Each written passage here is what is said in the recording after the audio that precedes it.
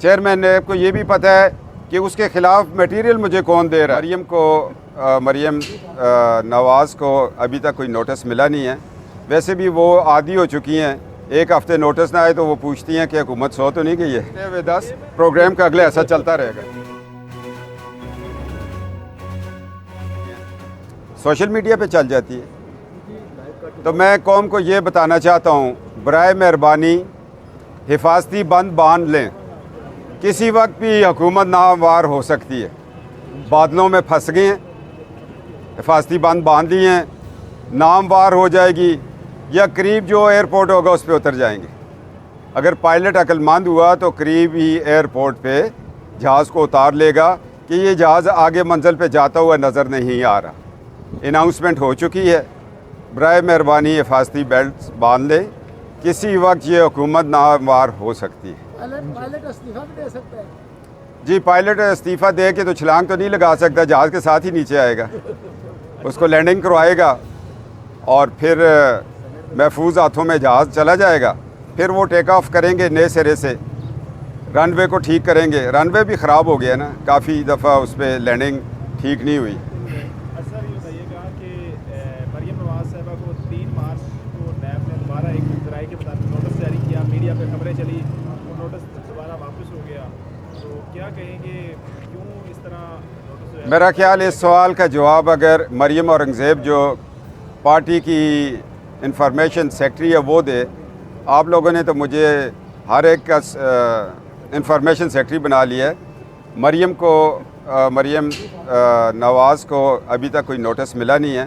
वैसे भी वो आदी हो चुकी हैं, एक हफ़्ते नोटिस ना आए तो वो पूछती हैं कि हुकूमत सो तो नहीं गई है। चेयरमैन नैब के हिसाब से अब तक कितने आपने जो है वो दरियाफ्त कर लिया आपने? यार, चेयरमैन नेब बेचारा फंसा हुआ है। एक तरफ से मीडिया उसको प्रेशर दे देती है। उम्र का वो हिस्सा है कि 70-72 साल हो गए हैं, तो अल्लाह उनको सेहत अता फरमाए। आप इतना प्रेशर ना दिया करें। इस उम्र में देखें ना, बंदा कुछ भी हो सकता है, नर्वस सिस्टम है, ब्रेक हो जाता है। हमारे प्रेशर की बात नहीं, उनको पता है ये सियासी लोग हैं। चेयरमैन नेब को ये भी पता है कि उसके ख़िलाफ़ मटेरियल मुझे कौन दे रहा है।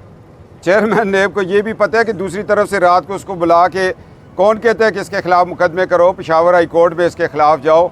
वो बेचारा दरमियान में चेयरमैन नेब फंस चुका है।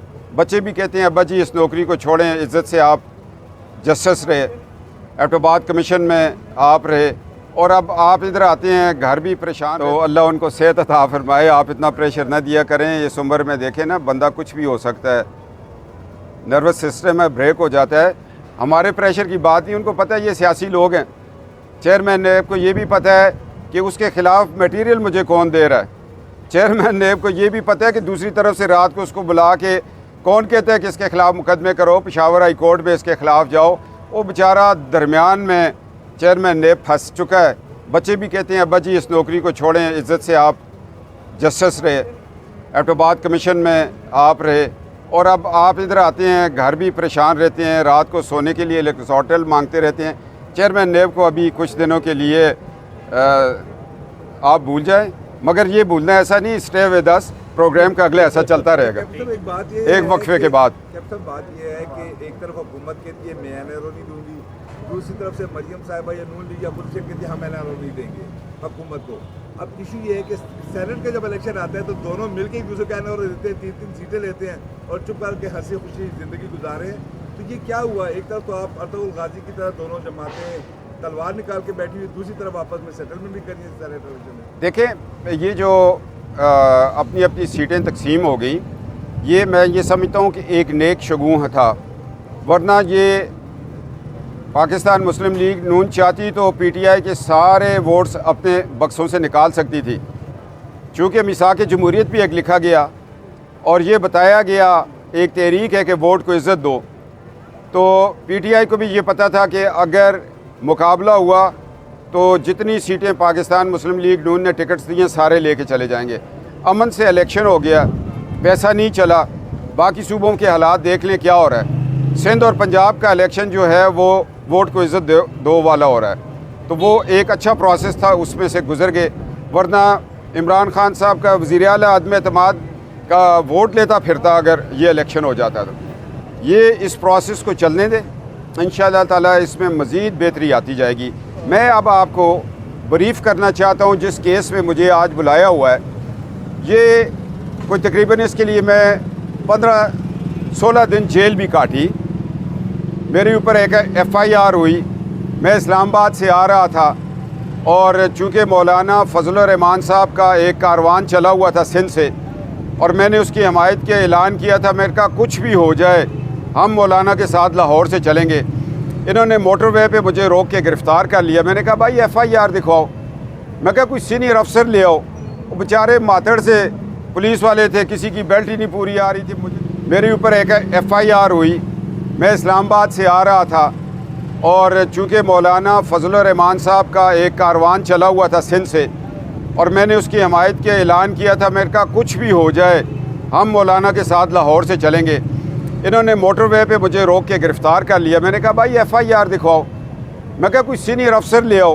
वो बेचारे मातड़ से पुलिस वाले थे, किसी की बेल्ट ही नहीं पूरी आ रही थी। मुझे लगता है जल्दी में उजलत में दूसरे की बेल्ट बांध आए हैं, किसी के लगता था ट्राउज़र किसी और की बांध आया है, उधर आके वो लेसेस बांध रहे थे। मुझे इन्होंने गिरफ़्तार कर लिया। मैं 12 अक्टूबर 2000 को जब मैं यहाँ पर बार में अपने वकला के साथ बैठा था, मैंने बात की। उन्होंने मेरे ऊपर सवाल किया, जियो के एक नुमाइंदे ने, कि जी ये एक्सटेंशन के बारे में आपकी क्या राय है। मैं कहा जी एक्सटेंशन का कोई कानून नहीं है, आइन में इसकी प्रोविज़न नहीं है, कानूनी हैसियत ही नहीं है एक्सटेंशन की। इस बात पे FIR कर दी। बाद में वही honourable supreme court of Pakistan justice Khosa sahib chief justice थे, उन्होंने भी इस बात पे एक्शन लिया। उस पर फिर मुल्क के अंदर पार्लियामेंट को बुलाया गया, पार्लियामेंट से भीख मांग कर वोटिंग हुई, फिर एक कानून बना। मेरा भी तो यही बात थी कि जी कोई भी आइन के अंदर इसकी प्रोविज़न नहीं है, आइन इजाज़त नहीं देता, कानून इजाज़त नहीं देता, एक्सटेंशन कहाँ से होगी।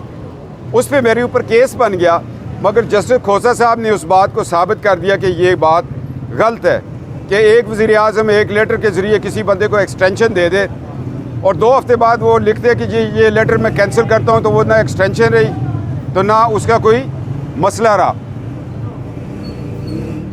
ये बात थी, मेरे ऊपर केस बन गया है। उधर ये जब मैसेज जाता है तो उस पर कानून साजी भी हो जाती है, सुप्रीम कोर्ट ऑफ पाकिस्तान जवाब मांगता है। ये केस है, सियासी केस है। इंशाअल्लाह ताला इसमें आपको कुछ नहीं मिलेगा। ये बर्दाश्त करेंगे, मुकदमे बर्दाश्त करेंगे, नेब के केसेस बर्दाश्त करेंगे। और आज मेरा ख्याल है बगावत के 5-7 मुकदमे हैं। मैं वो शख्स हूँ जिसने परेड ग्राउंड में इस मुल्क के वफा का हलफ उठाया। सिविल सर्विसेज में मैंने वफा का हलफ उठाया। 2 दफ़ा मैंने इस मुल्क का बतौर रुकन पार्लियामेंट इसके आइन का हलफ उठाया हुआ है, दफ़ा का, इसकी अंदरूनी बैरूनी सरहदों का। मैं एक वाहिद शख्स हूँ जिसने पाकिस्तान के बड़े बड़े इदारों में इसका हलफ उठाया है। लोगों ने तो एक दफ़ा हलफ उठाया और आज वो परवेज़ मुशर्रफ आइन तोड़ के 2 दफ़ा भागे हुए हैं और आ ही नहीं रहे। अल्लाह करे वो ज़िंदा आए।